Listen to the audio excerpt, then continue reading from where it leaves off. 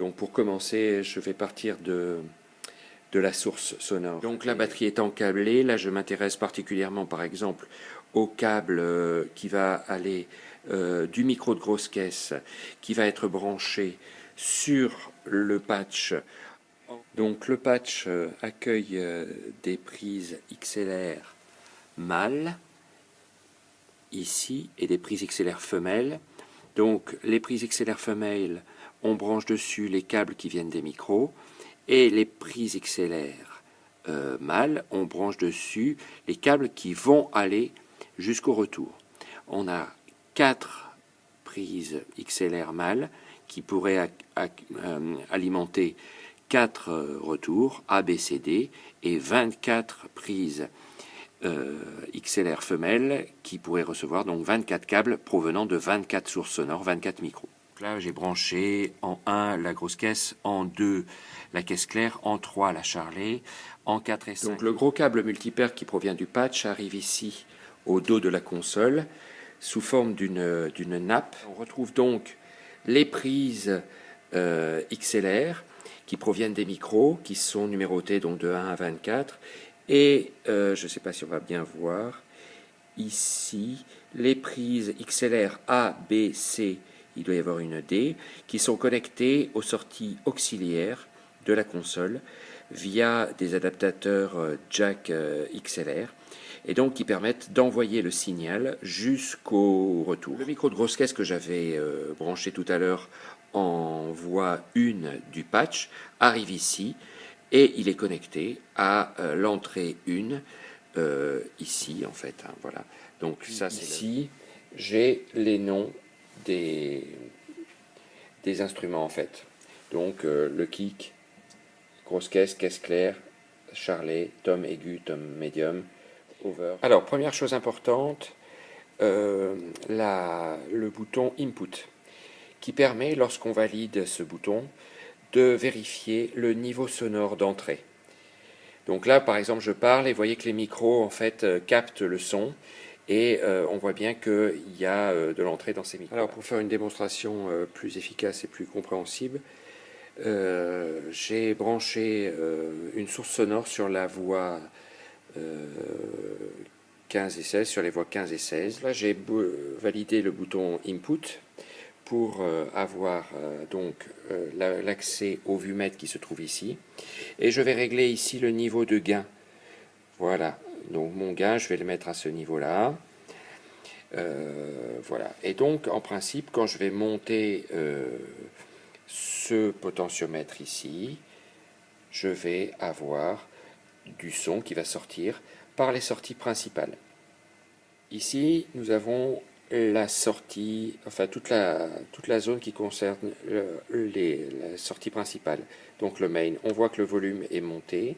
Si un ampli était branché aux sorties principales XLR droite et gauche, on pourrait entendre. Là, en fait, il y a une chose importante, c'est cette partie-là qui permet de monter, enfin de régler le volume de la sortie moniteur. C'est la sortie qui alimente les deux enceintes. Donc là, par exemple, si je monte ce niveau sonore là, voilà, et que je monte ici, je vais entendre la source sonore que j'avais. Une petite chose, le volume qu'on a ici est complètement indépendant du volume qu'on a ici. Ce sont deux volumes qui sont superposés. Voilà, ils prennent la même source, mais ils sont indépendants. Voilà, moniteur, phone et sortie principale, main. Alors, je vais m'intéresser maintenant à cette partie-là, ici. Donc là, on a 3 types de boutons principaux. Mute, solo et link. Le bouton mute, quand il est validé, permet de muter en fait les voix qui vont être sélectionnées dans cette ligne-là. Par exemple, le bouton solo maintenant. Ce bouton solo, en fait, permet, lorsqu'il est actionné, de valider un certain nombre de pistes qui seront écoutées en premier. Voilà, par exemple, là, je vais valider le bouton solo de la piste 15 et 16. Donc, maintenant, si j'appuie sur Solo, on va entendre uniquement les pistes qui sont validées en solo. En l'occurrence, la piste 15-16. Voilà. Donc, troisième bouton, le bouton Link ici, qui permet, lorsqu'il est validé, de jumeler, on va dire, deux pistes. Par exemple, je vais sélectionner la piste 1 et linker avec la piste 2. Voilà, les deux pistes deviennent des pistes stéréo. Ça ne fonctionne en fait que d'une piste impaire vers une piste paire. Alors maintenant, une chose importante, le bouton Select, qui permet de sélectionner une piste. Cela va avoir un aspect important lorsque on veut travailler sur la voix avec les éléments principaux qu'on a sur une table de mixage sur une voix. C'est-à-dire, au départ, un filtre passe haut qui permet, lorsqu'on branche notamment un micro voix, en réglant le seuil autour de 100 Hz, d'éviter les plosives. Donc voilà, là par exemple il est validé, et sur cette piste-là, si j'avais un micro-champ, et ben là, les plosives seraient atténués. Voilà. Ensuite on a un gate, qui est une porte, qui permet de laisser passer le signal sonore lorsqu'il dépasse un certain seuil. Voilà, là on est à moins 44, moins 48 dB. Voilà, donc là il est validé ou pas. Ici, on a la partie compression dynamique. Voilà, très utile sur tout ce qui est batterie, voix également. Voilà, et donc après le compresseur, on a la partie équalisation. Ici, une équalisation paramétrique avec le niveau, en fait, le niveau pivot à partir duquel agit le filtre, et puis le gain en fait du filtre.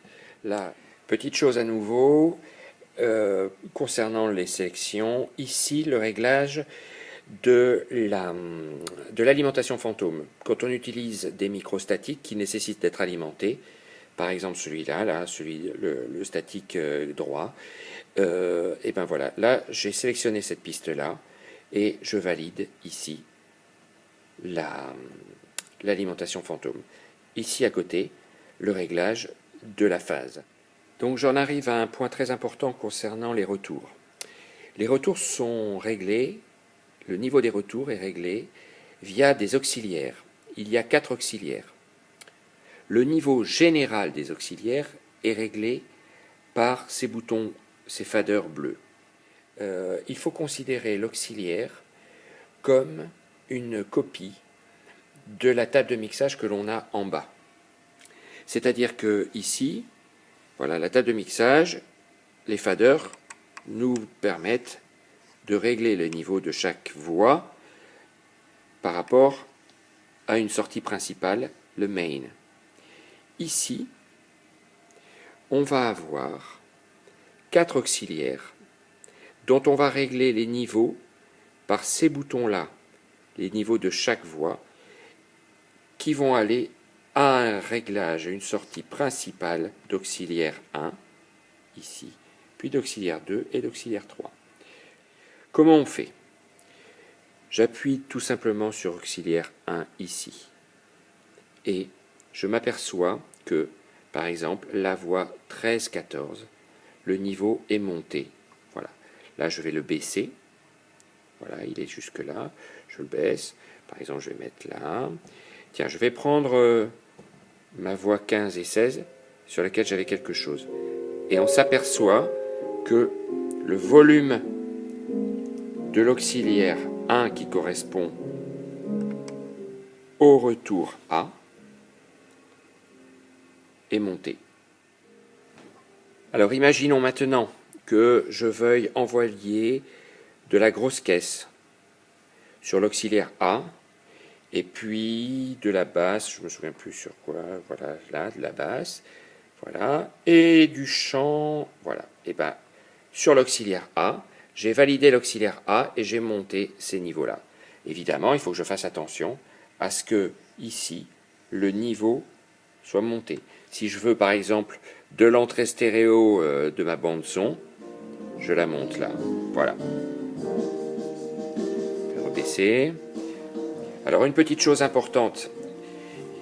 Tout à l'heure on a vu la question du bouton mute. Si je peux muter les auxiliaires, si j'appuie donc ici, le son est muté. La sortie auxiliaire est mutée.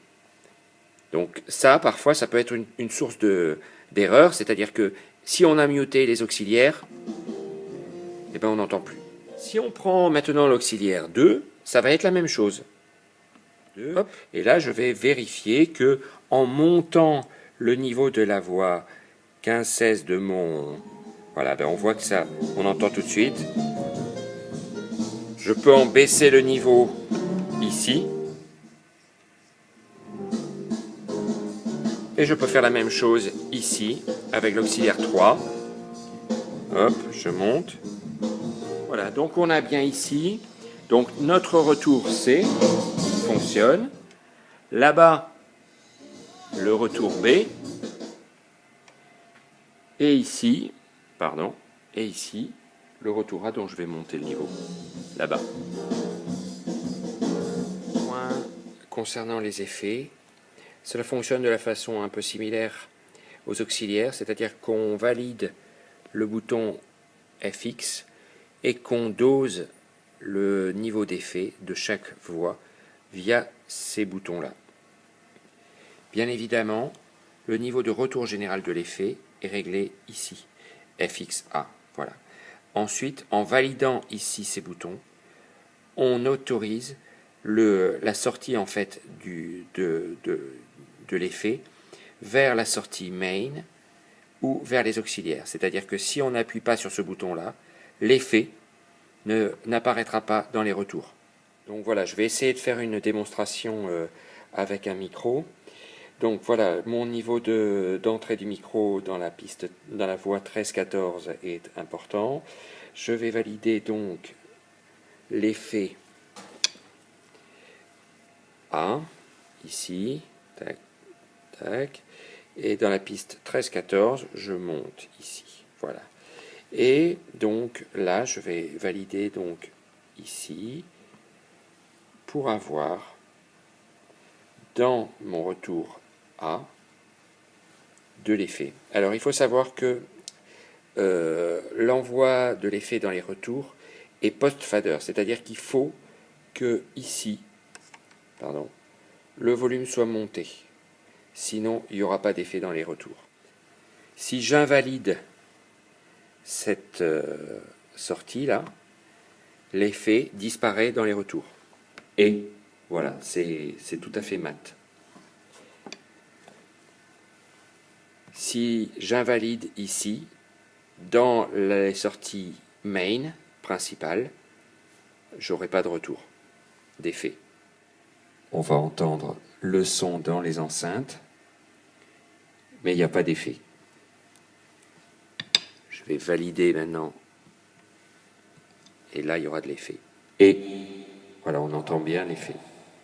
Alors une petite chose, une dernière chose, les effets se choisissent ici, en appuyant sur Effect, et en choisissant, avec le bouton rotatif, le type de reverb.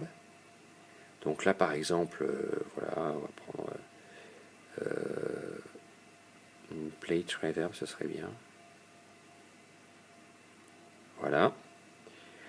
On la valide en faisant recall. Voilà. Et puis le niveau, par exemple, si je veux allonger un peu, je peux, voilà, comme ça. Là, on est à 2,24 secondes.